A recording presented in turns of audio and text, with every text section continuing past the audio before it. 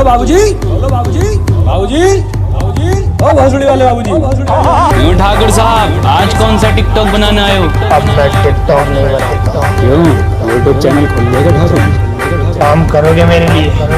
काम हम सिर्फ पैसों के लिए करते हैं। पूरी बात सुन ले माधव चौथ, काम हम सिर्फ पैसे, 2 GB नेट, एक आईफोन मैक, फॉर्च्यूनर वगैरह, PUBG में 2 रॉयल पास।